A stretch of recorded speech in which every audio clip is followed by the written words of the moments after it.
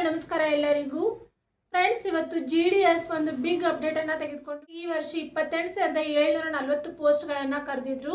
So ನೀವೆಲ್ಲರೂ ಕೂಡ ಅರ್ಜಿಯನ್ನು ಸಲ್ಲಿಸಿದ್ರಾ. ಹಾಗೇನೇ ಫಸ್ಟ್ ಮೆರಿಟ್ ಲಿಸ್ಟ್ ಕೂಡ ಆಲ್ರೆಡಿ ರಿಲೀಸ್ ಆಗಿದೆ. ಅದರ ರಿಲೇಟೆಡ್ ಆದಂತಹ ಡಾಕ್ಯುಮೆಂಟ್ ವೆರಿಫಿಕೇಶನ್ ಕೂಡ ನೀವು ಮಾಡ್ಕೊಳ್ತಾ ಇದ್ದೀರಾ. ಸೊ ಯಾರೆಲ್ಲ ಇನ್ನೂವರೆಗೂ ಡಾಕ್ಯುಮೆಂಟ್ ವೆರಿಫಿಕೇಶನ್ ಮಾಡ್ಕೊಂಡಿಲ್ಲ, ಪ್ಲೀಸ್ ಹೋಗಿ ಡಾಕ್ಯುಮೆಂಟ್ ವೆರಿಫಿಕೇಶನ್ ಕೂಡ ಮಾಡ್ಕೊಳ್ಳಿ ಫ್ರೆಂಡ್ಸ್. ಅದರಂತೆ GDS ನಲ್ಲಿ ಸ್ಯಾಲರಿ ಇನ್ಕ್ರೀಸ್ ಆಗತ್ತಾ ಮೇಡಮ್ ಅಂತ ತುಂಬ ಜನ ಮೆಸೇಜ್ನಲ್ಲಿ ಕೇಳ್ತಾ ಇದ್ದೀರಾ. ಸೊ ನಾನು GDS ಸ್ಯಾಲ್ರಿ ಬಗ್ಗೆ ಆಗಲಿ ಅಥವಾ BPM ಮತ್ತು ABPM ಅವರ ಒಂದು ಕೆಲಸ ಏನಿರುತ್ತೆ ಅಂತ ಹೇಳಿ ಅದರ ರಿಲೇಟೆಡ್ ಆದಂಥ ಒಂದು ವಿಡಿಯೋನ ಮಾಡಿದ್ದೀನಿ. ಸೊ ಯಾರು ಹೋಗಿ ನೋಡಿಲ್ಲ, ಪ್ಲೀಸ್ ಆ ವಿಡಿಯೋನ ಇವತ್ತಿನ ವಿಡಿಯೋದಲ್ಲಿ GDS ಸ್ಯಾಲ್ರಿ ಬಗ್ಗೆ ಚರ್ಚೆ ಮಾಡೋಣ ಫ್ರೆಂಡ್ಸ್. ಹಾಗಾಗಿ ವಿಡಿಯೋನ ಕೊನೆವರೆಗೂ ನೋಡಿ, ಎಲ್ಲೂ ಕೂಡ ಸ್ಕಿಪ್ ಮಾಡಬೇಡಿ. ಹಾಗೆಯೇ ಯಾರು ಚಾನಲ್ಗೆ ಹೊಸಬ್ರಿದ್ದೀರಾ ಪ್ಲೀಸ್ ಚಾನಲ್ನ ಸಬ್ಸ್ಕ್ರೈಬ್ ಮಾಡಿಕೊಂಡು ನೋಡ್ತಾ ಇರಿ. ಮತ್ತೆ ಪಕ್ಕದಲ್ಲಿರುವಂತಹ ಬೆಲ್ ಐಕಾನ್ ಅನ್ನು ಕ್ಲಿಕ್ ಮಾಡೋದಕ್ಕೆ ಮರಿಬೇಡಿ ಫ್ರೆಂಡ್ಸ್. ಹಾಗೆ ಬನ್ನಿ ಸ್ಟಾರ್ಟ್ ಮಾಡೋಣ. ಫ್ರೆಂಡ್ಸ್, ಈ ವರ್ಷ 28,740 ಪೋಸ್ಟ್ಗಳಿಗೆ GDS ರಿಕ್ರೂಟ್ಮೆಂಟ್ ಆಗಿತ್ತು. ಸೊ ನೀವೆಲ್ಲರೂ ಕೂಡ ಅರ್ಜಿಯನ್ನು ಸಲ್ಲಿಸಿದ್ರಾ. ಹಾಗೆಯೇ ಫಸ್ಟ್ ಮೆರಿಟ್ ಲಿಸ್ಟ್ ಕೂಡ ಬಂದಿದೆ. ಫಸ್ಟ್ ಮೆರಿಟ್ ಲಿಸ್ಟ್ನಲ್ಲಿ ಕಟ್ ಆಫ್ ಬಂದ್ಬಿಟ್ಟು 92 ದಿಂದನೇ ಬಂದಿದೆ ಅಂತ ಹೇಳ್ಬೋದು. ಹೌದು ಫ್ರೆಂಡ್ಸ್. ಸೊ ಯಾರು PWD ಇಂದ ಅರ್ಜಿಯನ್ನು ಸಲ್ಲಿಸಿದ್ರು ಅವ್ರಿಗೆ 92 ಇಂದಾನೇ ಒಂದು ಕಟ್ ಆಫ್ ನಿಂತಿತ್ತು. ಅದರಂತೆ 97, 98, 99, 100 ಈ ರೀತಿಯಾಗಿ ಯಾರು ತಮ್ಮ 10th ಮಾರ್ಕ್ಸನ್ನು ತೆಗೆದುಕೊಂಡಿದ್ದಾರೆ, ಸೊ ಅದರ ಆಧಾರದ ಮೇಲೆ ಅವರು ಸೆಲೆಕ್ಟ್ ಆಗಿದ್ದಾರೆ ಫ್ರೆಂಡ್ಸ್.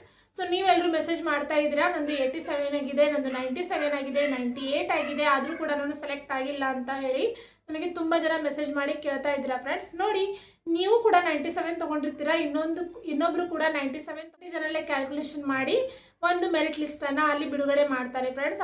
ಅದಕ್ಕಾಗಿಯೇ ನೀವು ಸೆಲೆಕ್ಟ್ ಆಗಿಲ್ಲದೆ ಇರ್ಬೋದು. ಆದರೆ ಪರವಾಗಿಲ್ಲ, ಸೆಕೆಂಡ್ ಮೆರಿಟ್ ಲಿಸ್ಟ್ ಕೂಡ ಇನ್ನೇನು ಬಿಡ್ತಾರೆ, ಲಿಸ್ಟ್ನಲ್ಲಿ ಸೆಲೆಕ್ಟ್ ಆಗ್ಬೋದು ಫ್ರೆಂಡ್ಸ್. ಹಾಗೆ ಸೆಕೆಂಡ್ ಲಿಸ್ಟ್ಗೆ ನೀವು ಸೆಲೆಕ್ಟ್ ಆಗ್ಬೋದು ಅಂತಂದರೆ ನಿಮ್ಮ ಒಂದು ಕಟ್ ಆಫ್ ಬಂದುಬಿಟ್ಟು 89 ದಿಂದಾನೇ ನೀವು ಸೆಲೆಕ್ಟ್ ಆಗ್ಬೋದು ಅಂತ ಹೇಳ್ಬೋದು. ಕೆಲವೊಂದು ಸ್ಟೂಡೆಂಟ್ಗಳಿಗೆ ಡೌಟ್ ಇದೆ, ಇವಾಗ ಫಸ್ಟ್ ಮೆರಿಟ್ ಲಿಸ್ಟ್ನಲ್ಲಿ 1020 ಅಂತ ಅಂದರೆ 1020 ಪೋಸ್ಟ್ಗಳಿಗೆ ಸೆಲೆಕ್ಟ್ ಮಾಡಿದ್ದಾರೆ, ಹಾಗಿದ್ರೆ ನಾವು ಸೆಲೆಕ್ಟ್ ಆಗ್ತೀವಾ ಅನ್ನೋ ಡೌಟ್ ಕೂಡ ಇದೆ.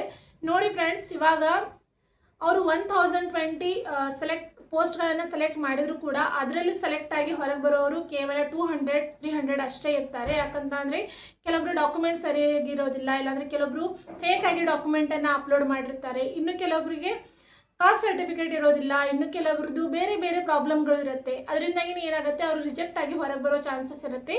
ಅವರು ಅದನ್ನೆಲ್ಲ ಕ್ಯಾಲ್ಕುಲೇಟ್ ಮಾಡಿ ನಿಮಗೆ ಒಂದು ಸೆಕೆಂಡ್ ಮೆರಿಟ್ ಲಿಸ್ಟನ್ನು ಬಿಡ್ತಾರೆ ಫ್ರೆಂಡ್ಸ್.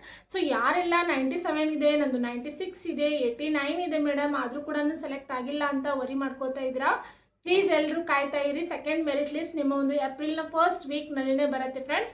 ಅದು ಕೂಡ 5ರಿಂದ 10ನೇ ತಾರೀಕಿನ ಒಳಗಡೆ ಡೆಡ್ಲೈನ್ ಮುಗಿತಾ ಬಂದಂತೆ ಅವರು ಮತ್ತೊಂದು ಡೇಟನ್ನು ಕೂಡ ಒಂದು ಚಾನಲ್ನಲ್ಲಿ ಕೂಡ ಅಪ್ಡೇಟ್ ಮಾಡ್ತೀನಿ ಫ್ರೆಂಡ್ಸ್. ಹಾಗಾಗಿ ಚಾನಲ್ಗೆ ಕನೆಕ್ಟ್. ಇನ್ನು GDS ಸ್ಯಾಲ್ರಿ ಬಗ್ಗೆ ತುಂಬ ಜನ ಮೆಸೇಜ್ ಮಾಡಿ ಕೇಳ್ತಾ ಇದ್ದೀರಾ ಫ್ರೆಂಡ್ಸ್. ಹೌದು. ಸೊ ನೋಡಿ, ನಾನು GDS ಸ್ಯಾಲ್ರಿ ಯಾವ ರೀತಿಯಾಗಿರುತ್ತೆ, BPM ಅವ್ರ ಸ್ಯಾಲ್ರಿ ಏನಾಗುತ್ತೆ, ಹಾಗೆಯೇ ABPM ಅವರ ಸ್ಯಾಲ್ರಿ ಏನಾಗಿರುತ್ತೆ, ಸೊ ಇದ್ರ ಬಗ್ಗೆ ಎಲ್ಲ ಡೀಟೇಲ್ ಆಗಿ ಒಂದು ವಿಡಿಯೋನ ಮಾಡಿದ್ದೀನಿ. ಯಾರು ನೋಡಿಲ್ಲ ಪ್ಲೀಸ್ ಹೋಗಿ ಆ ಒಂದು ವಿಡಿಯೋನ ನೋಡಿ, ನಿಮಗೆ ಗೊತ್ತಾಗುತ್ತೆ ಫ್ರೆಂಡ್ಸ್ ಎಷ್ಟು ಸ್ಯಾಲ್ರಿನ ಇಟ್ಟಿದ್ದಾರೆ, ಎಷ್ಟು ಸ್ಯಾಲ್ರಿ ಇದೆ ಅಂತ ಹೇಳಿ.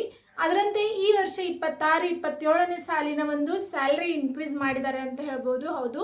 ಸೊ GDSನಲ್ಲಿ ಸ್ಯಾಲ್ರಿ ಕೂಡ ಇನ್ಕ್ರೀಸ್ ಆಗಿದೆ ಫ್ರೆಂಡ್ಸ್. ಈ ವರ್ಷ ಯಾರು ಸೆಲೆಕ್ಟ್ ಆಗ್ತಾ ಇದ್ದೀರಾ, ಸೊ ನಿಮಗೆ BPM ಅವ್ರಿಗೆ ಬೇರೆ ಥರ ಸ್ಯಾಲ್ರಿ ಇದೆ, ಹಾಗೆಯೇ ABPM ಅವ್ರಿಗೆ ಸ್ಯಾಲ್ರಿ ಬೇರೆ ಥರನೇ ಇದೆ.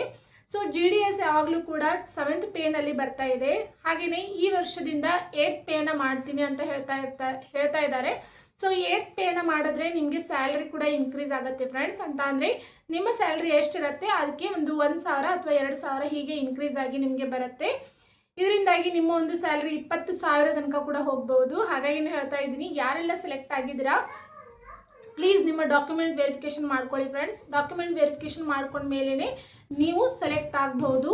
ಒಂದು ವೇಳೆ ನೀವು ಫಸ್ಟ್ ಮೆರಿಟ್ ಲಿಸ್ಟ್ನಲ್ಲಿ ಸೆಲೆಕ್ಟ್ ಆಗಿದ್ದೀರಾ, ಡಾಕ್ಯುಮೆಂಟ್ ವೆರಿಫಿಕೇಶನ್ ಮಾಡ್ಕೊಂಡಿಲ್ಲ ಅಂತ ಅಂದರೆ ನೀವು ರಿಜೆಕ್ಟ್ ಆಗುವಂಥ ಚಾನ್ಸಸ್ ಇರುತ್ತೆ. ಸೊ ಇನ್ನೂವರೆಗೂ ಯಾರು ಡಾಕ್ಯುಮೆಂಟ್ ವೆರಿಫಿಕೇಶನನ್ನು ಮಾಡ್ಕೊಂಡಿಲ್ಲ, ಸೊ ಪ್ಲೀಸ್ ಹೋಗಿ ಡಾಕ್ಯುಮೆಂಟ್ ವೆರಿಫಿಕೇಶನನ್ನು ಮಾಡ್ಕೊಳ್ಳಿ. ಮತ್ತು ಕೇಳ್ತಾ ಇದ್ರೆ 23 ಡೇಟನ್ನು ಎಕ್ಸ್ಟೆಂಡ್ ಮಾಡ್ಬೋದಾ ಅಂತ ಹೇಳಿ. ನೋಡಿ ಫ್ರೆಂಡ್ಸ್, ಅವರು ಫಸ್ಟ್ ಮೆರಿಟ್ ಲಿಸ್ಟನ್ನು ಬಿಟ್ಟು ಟೈಮನ್ನು ಕೊಟ್ಟಿದ್ದಾರೆ GDS ನಿಮ್ಮ ಡಾಕ್ಯುಮೆಂಟ್ ವೆರಿಫಿಕೇಶನ್ ಮಾಡ್ಕೊಳ್ಳಿಕ್ಕೆ ಅಂತ ಹೇಳಿ. ಒಂದು ವೇಳೆ ಯಾವುದೇ ಕಾರಣಾಂತರದಿಂದ ನೀವು ಇನ್ನೂವರೆಗೂ ಡಾಕ್ಯುಮೆಂಟ್ ವೆರಿಫಿಕೇಶನ್ ಮಾಡ್ಕೊಂಡಿಲ್ಲ ಅಂತ ಅಂದರೆ ಪ್ಲೀಸ್ ಹೋಗಿ ಡಾಕ್ಯುಮೆಂಟ್ ವೆರಿಫಿಕೇಶನ್ನ ಮಾಡ್ಕೊಂಬಿಡಿ. ಯಾಕಂತ ಅಂದರೆ 23 ಲಾಸ್ಟ್ ಡೇಟ್ ಆಗಿರುತ್ತೆ.